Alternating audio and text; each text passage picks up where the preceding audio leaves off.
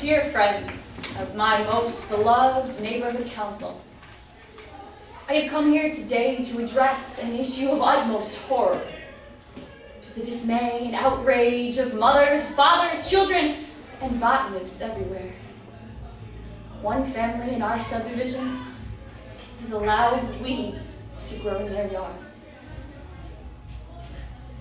Now let me be straight with you all.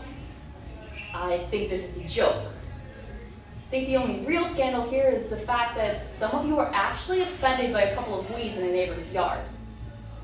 So I didn't come here today to lecture you on your yard grooming habits or recommend a new product to you all. Carl. No, I came here today to tell you that y'all need to chill. Before you get all high and mighty on me, understand that I grew up in the same situation as all of you. I didn't come from concrete jungles or asphalt gardens where weeds were less common than fresh air. I grew up right here in suburban fill in the blank. Sure, it was suburban Wisconsin, but quite frankly, they're all the same. I too come from yard after yard of clean manicured lawns, modest fitty gardens, and a seemingly never-ending stream of chintzy decorations from whatever holiday was most recent. Even if said holiday was 4 months ago in December, and now that snow is melting in April, your neighbor has still failed to take down their Charlie Brown nativity set. Judith. Now, in a neighborhood more consistently white than Wisconsin in winter, there isn't exactly a lot of diversity. In fact, the epitome of diversity can probably be found in that family down the street that hails from the all-exotic lands of Minnesota. Because God knows nothing is more foreign to Wisconsinites than a Vikings jersey. But just because our Christmas lights are arguably more colorful than our neighbors, doesn't mean our lawns can't have a little diversity. Contrary to everything else we own, it's actually best if our lives don't look like they were bought in bulk at the local Costco. Now, you may be thinking that you personally would never get upset over something as little as a couple of weeds in a neighbor's yard. But evidently some of you here have. And whether it's those weeds or the wrong shade of paint on the house next door, an unappealing place that you can see from your backyard, or that teenage kid down the street who's involved in, well, let's just say an entirely different type of weed, we've all felt like the last protector of order in this neighborhood at some point or other. There's just something about the monotony of suburbia that turns a colorful universe into a putrid shade of beige. Maybe it's all the bored, middle-aged, middle-class couples that don't find sufficient light fulfillment in their bi-monthly Saturday bowling leagues.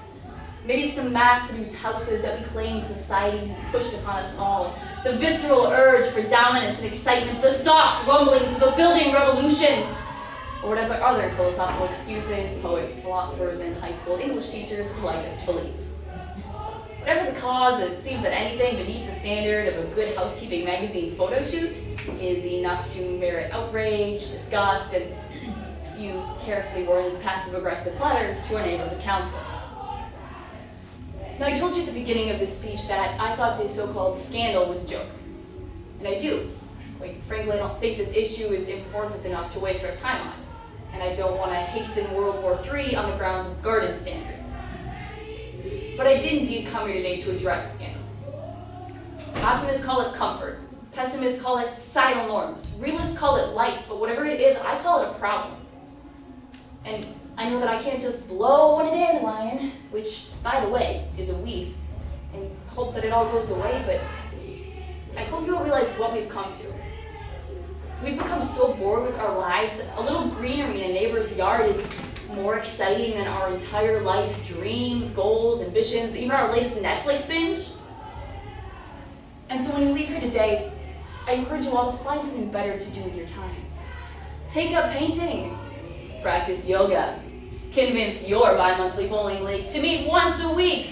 For all I care, start a business picking weeds in people's yards because God knows our neighborhood needs it. Next time you're watching TV, pay extra attention to those State Farm commercials and practice being a good neighbor. Or if that's too hard, go let off some steam in a Costco somewhere. It's great to pay attention to your neighbors, but let them do them. Attend the block parties, buy the overpriced Girl Scout cookies, and lend them that extra tablespoon of organic whole wheat flour, but know that there are boundaries. Respect the fact that the fence between your yard and theirs was probably put up for a reason. Let the music play and let the weeds grow. Now, if you'll excuse me, I seem to be running late for my bi-monthly Saturday bowling.